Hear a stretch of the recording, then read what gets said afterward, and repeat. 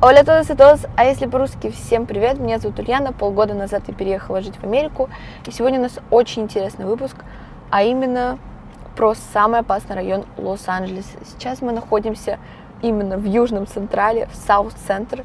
Кто знает фильм «Не грозите Южному Централу» или «Южный Централ», тот уже наслышан об этом районе, а кто не знает, это считается самым опасным районом в Лос-Анджелесе. И, в общем, сегодня мы проверим, насколько это правда, насколько он, безопасен для подростка, как я, и вообще, насколько это все реальность.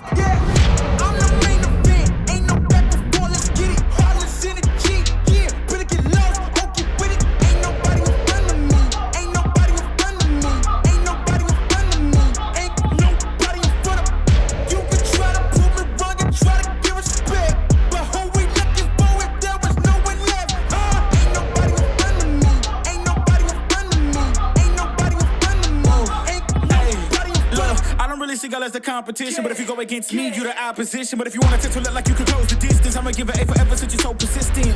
With you, I'm just practicing, cause I'm back to back, let's get back to winning. As a matter of fact, I'm not that forgiving, cause you did this to yourself, that's a bad decision. В своей обычной жизни не подозревают, что я их вот езжу, снимаю.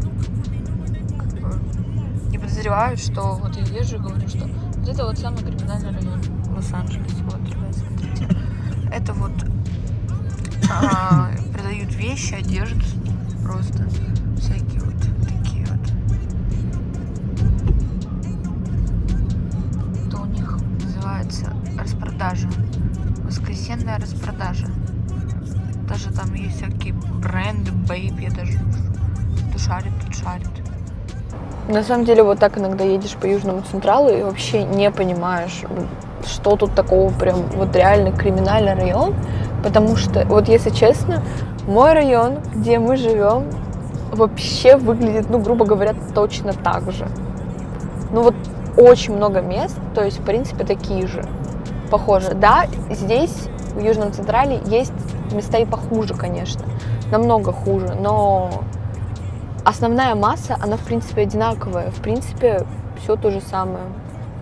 Очень много белых, даже вон русские идут, я не понимаю, почему криминальный район.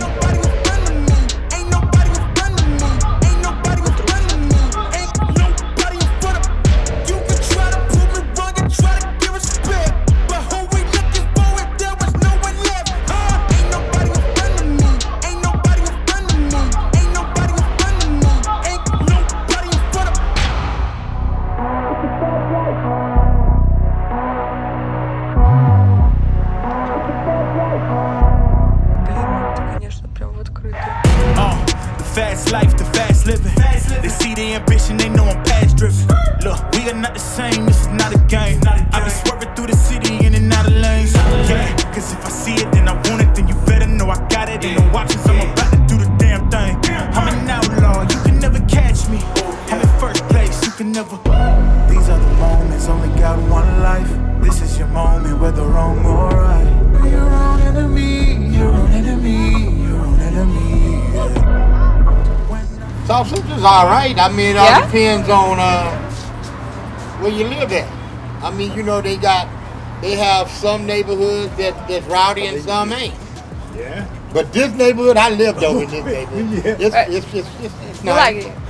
It's nice, quiet. But it can get out of line. Really? I heard a lot of things about that neighborhood, and they said this is really criminal and a lot of that stuff. It's just like if you go where I live at now, they'll say that's criminal, rowdy. Really? But I can't tell because it's be nice and peaceful over there.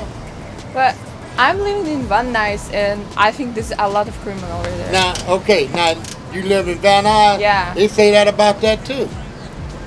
Because what they call the Venice Shorelines, and that's another gang over there too, but you barely hear anything. Yeah, because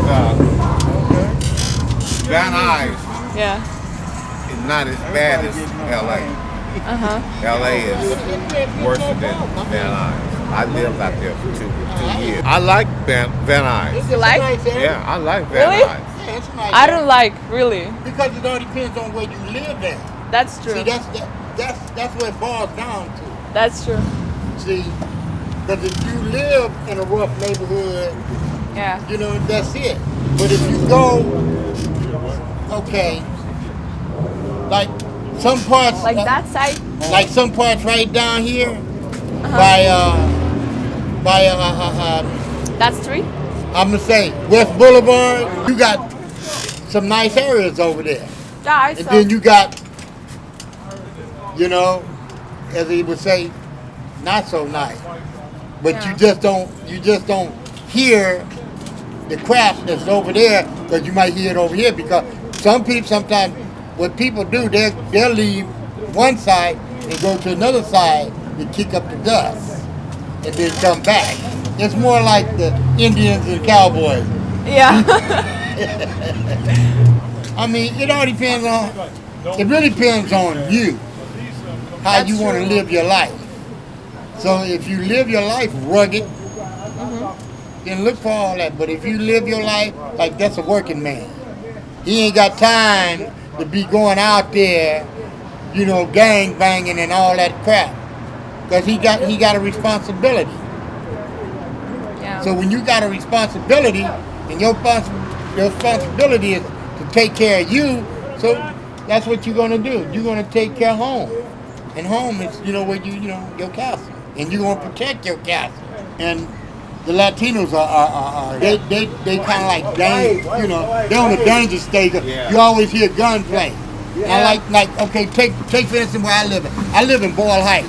And if you get over there where I live at, it's peaceful and quiet. But go down by 1st Street and Cesar Chavez, you always hearing about somebody getting shot, stabbed, and all like that.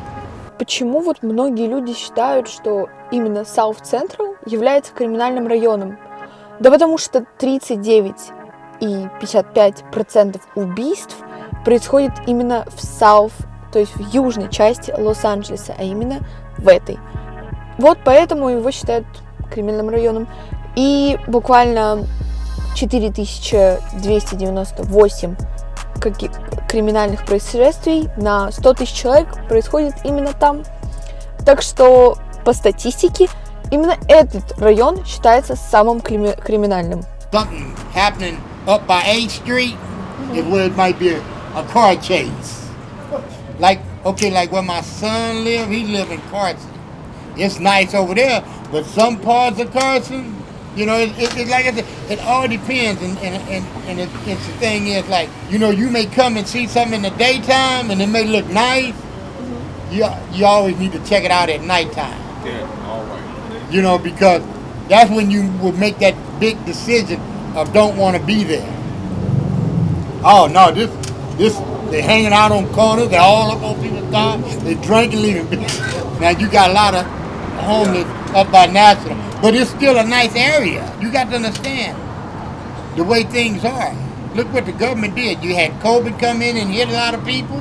Then they had people was losing their homes. Say for instance, if this man lost his job, and what you think gonna happen to him? He gonna have to go to the streets. Not unless he got somebody gonna pick him up and bring him on in the house. I've been homeless. You know, but I'm saying. But I had a job. So that means I can pick myself up, dust myself off, and stack myself up and keep it going. Make my life a lot better. Yeah, but how many people you can count to do that? Everybody. A lot of people don't want to do that. That's what I'm saying. But how many? That's what I'm saying. How many people you can count? Because see, I'm gonna tell you, he can tell. He's my living witness. I lived on the street for a long time. I slept in cars and tents before I got a place. Because they wasn't giving up no place. They wasn't giving up no one bedroom because you couldn't get them because it was all filled up. I couldn't even get a hotel at the time. I was like, man. So this is how I used to sleep up under the 6th Street Bridge before they, built it. But you know, I went from step 1 to step 10. Yeah, so homeless outside, then a shelter, and then a one room, and then my own apartment. What do you think? The government doing enough for the homeless people or not? Well, the government. I don't think they're doing nothing. 'Cause I remember when Obama gave out so many dollars to build, some lofts downtown for the homeless. Ain't no homeless living in them. They building them, but they not in them. But also now it's got to a point everybody don't want to live in a loft. Because you know why? It's stipulation. I don't blame whoever, spending their money. You ain't gonna bring all the bikes and trash with you up in my, brand new building. No. I'd rather for you to stay out there on the street. I mean, it's all right if you bring one bike, but you bringing a trash can, a basket full of, no, man. All that and right there on the side of the tent. And some of the guys don't want to leave that. They want to bring that with them. So that's why they don't get a room or apartment. They left out. And then you got some clean ones, and then you got some nasty ones. Right. Really nasty. Nasty. I'm telling you. He telling you the truth. Because you got downtown, you got rats. Like that. That big. That'll stand up and put feet on you. I saw Big. there. I saw they were like I that. knocked when I was back with that. Yeah, and the bugs like that. Like that. Like that. Yeah. You got more people on drugs. You got right now a gang of people smoking weed. Not just only weed, meth, fentanyl, and they dying. On top of that, You got PCP. young people. Young smoking. people. Just like you. You about 20 I years know. old? I have a lot of people in my school who like me, 14 years old, and they smoke in the restrooms. Yeah. Like smoke weed every day, Yeah. every single day, every class. They go into the restroom and they smoke weed. So you still in school? How old are you? I'm 10th grader. I'm 15. You 15? 15 years Yeah. old? Yes. What? Yeah, I know. Really? Yeah. 15 years Yeah. old? Yeah. Wow. I'm not looking like a 50 years old. I know that. Would you believe if I tell you that I'm 65? You're 65? Really? I'm older than your parents. You don't look like 65, really. You look like 45. Trust me. 45? Trust me, I'm really. 65 years old. Trust me. Really. I got 3 jobs. 3 jobs? Yeah, 3 jobs. I got 6 grandkids. 6 or 6? 7. Yep. I only got 3. My son used to be trouble kids, in and out of jails. But for some reason, God changed their life, and they better now. That's cool. One go to school, one got his business. Man, I got a granddaughter. My new granddaughter, she's about that big. Oh, Little bitty thing. no. Okay. You see here? She's so cute. Now, which one you think is my granddaughter? I think her. Or her. Both of them. Both? And she almost as tall as me. She's 8 years old. She's so cute.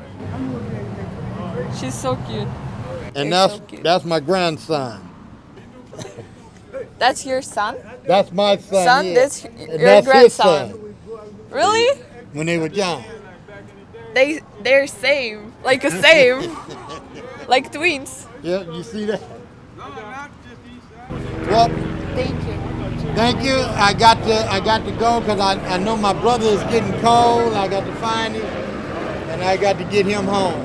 Thank you so much, sir. Но какое же мое мнение спустя дня, проведенного в этой районе? Я могу сказать, что лично по моему мнению, это обычный район, такой же район, как и мой.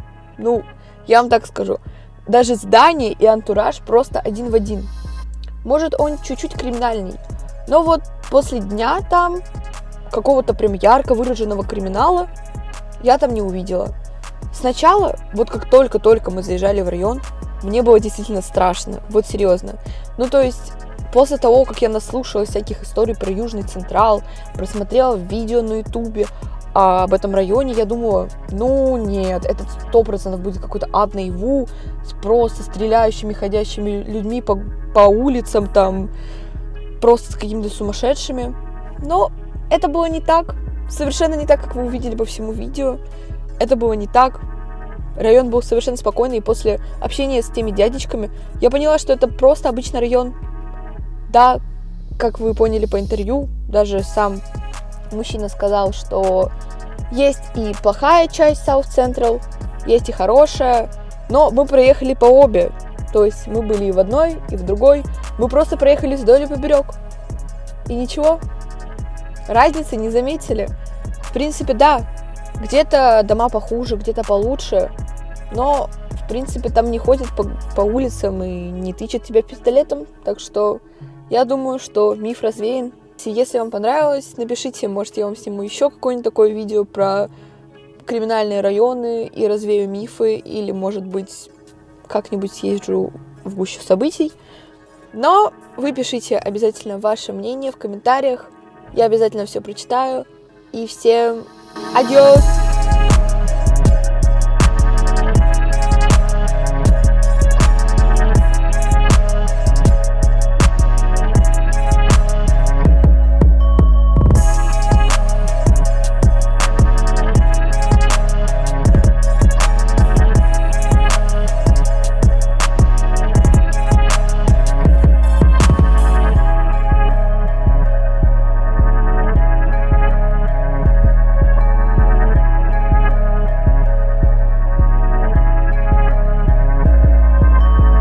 Не забудьте подписываться на канал, кнопочку, колокольчик, там все. И репости, конечно, в Инстаграме, так что... И все, теперь всем точно адьос!